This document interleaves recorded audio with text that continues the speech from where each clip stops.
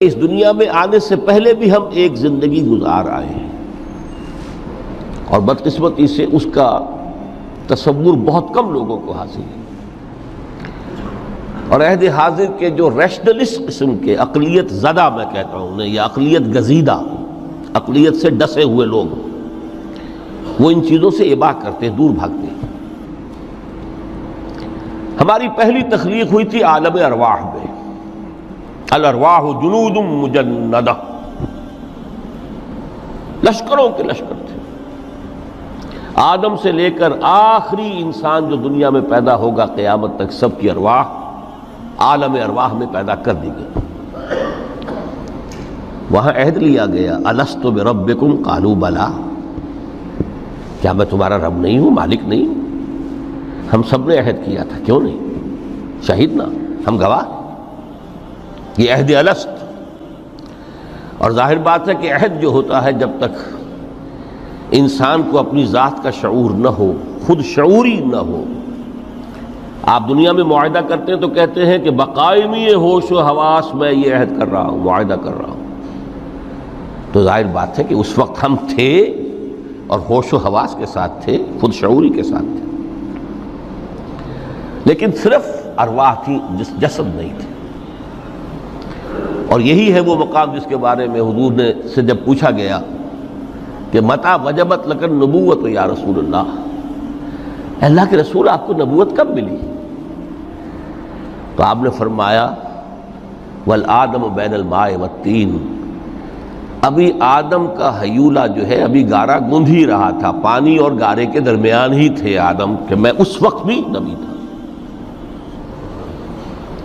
عالم خلق کا ابھی آغاز نہیں ہوا، ابھی عالم ارواح میں بھی جو تمام ارواح ہیں وہ اپنی امتیازی شان کے ساتھ ہیں۔ روح محمدی صلی اللہ علیہ وسلم، جس سے اگر نور محمدی کہیں تو غلط نہیں ہے، اس لیے کہ ارواح کا جو مادہ تخلیق ہے وہ نور ہے، جیسے فرشتوں کا مادہ تخلیق نور ہے۔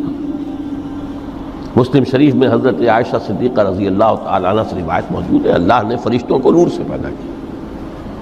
روح، فرشتے روح ہیں، ارواح ہیں، روح القدس، روح الامین،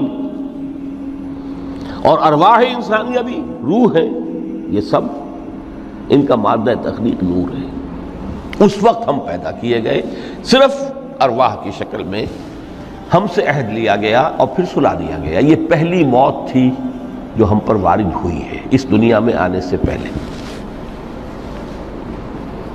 اس لیے کہ سورہ مومن کی ایک آیت میں فرمایا گیا ہے کہ جہنم میں لوگ جو ہیں فریاد کریں گے، ربنا امتنا اثنتین واحییتنا اثنتین فاعترفنا بذنوبنا فہل الی خروج من سبیل۔ اے اللہ، تو نے ہمیں 2 مرتبہ مارا، 2 مرتبہ زندہ کیا، تو اب ایک مرتبہ اور صحیح، کہ یہاں سے نکلنے کا بھی کوئی راستہ ہے کہ نہیں؟ اتنے مراحل سے تو ہمیں لے کر آیا ہے، ایک مرحلہ اور سی۔ تو یہ 2 موتیں کون سی ہیں؟ پہلی موت وہ تھی جب ارواح کو موت کی نیند سلا دیا گیا۔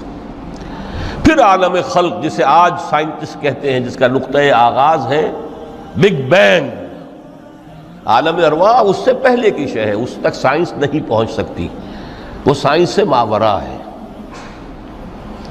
لیکن جہاں سے سائنس شروع ہوتی ہے وہ عالم خلق کا آغاز ہے، بگ بینگ سے۔ وہ پھر مختلف مراحل، تنزل کے مراحل بھی آئے، ارتقاء کا مرحلہ بھی آیا، تفصیل میں جانے کا موقع نہیں ہے۔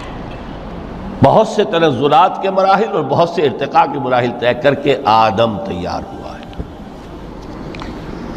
حضرت بیدل نے رحمت اللہ علیہ بہت خوبصورت شعر کہا ہے، ہر 2 عالم خاک شد تا بست نقش آدمی، اے بہار نیستی از قدر خود ہوشیار باش۔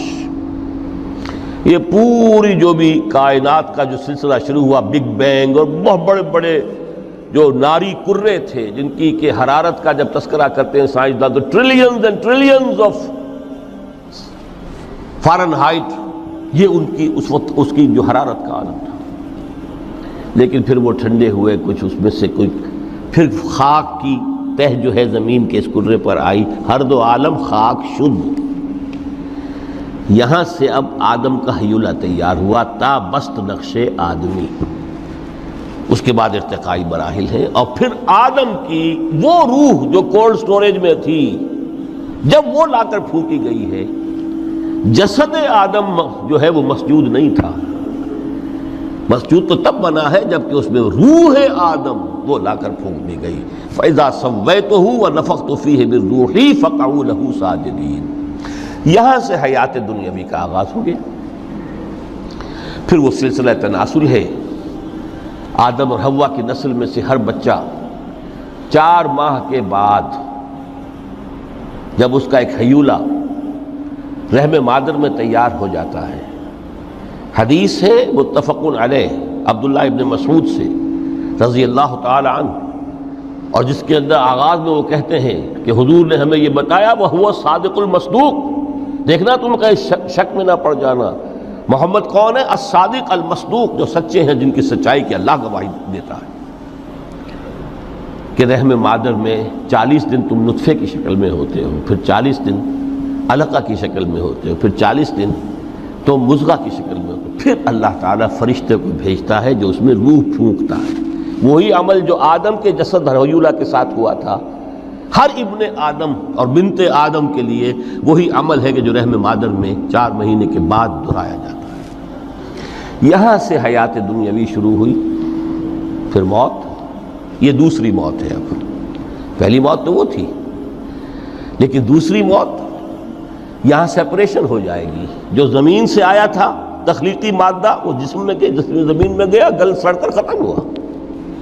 جو وہاں سے روح آئی تھی وہ اس زمینی وجود کا جو لب لباب ہے، جان، نفس، اس کو لے کر اپنے ساتھ، اور وہ جائے گی عالم بالا کو۔ پھر یہ ایک وقفہ ہے، پھر بعد بعد الموت ہے۔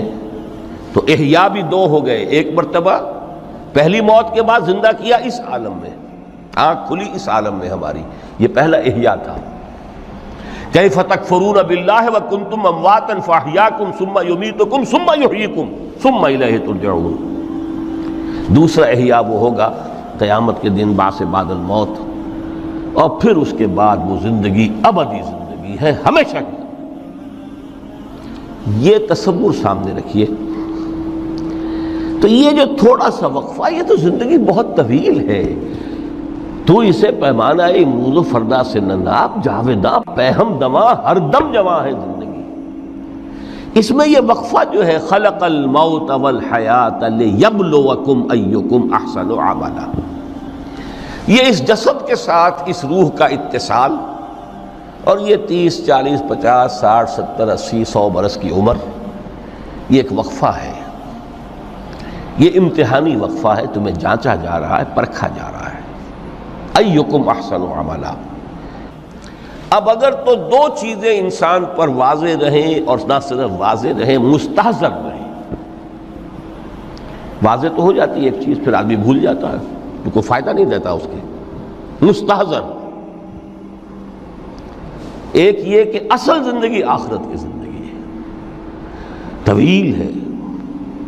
بل توسرون الحیات الدنیا والآخرۃ خیر وابقیٰ، کلا بل تحبون العاجلہ وتذرون الآخرہ۔ تم اس عاجلہ کو پسند کرتے ہو، اس دنیا کی زندگی کو تم ترجیح دیتے ہو، جبکہ آخرت ہے جو باقی رہنے والی ہے، ابدی۔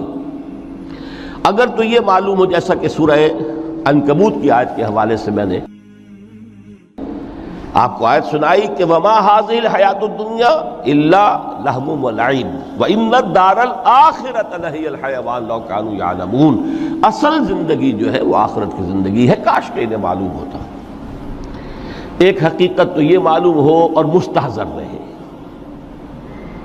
کہ اصل زندگی آخرت کی زندگی ہے، اور دوسری حقیقت یہ کہ یہ دنیا کی زندگی ایک امتحانی وقفہ ہے۔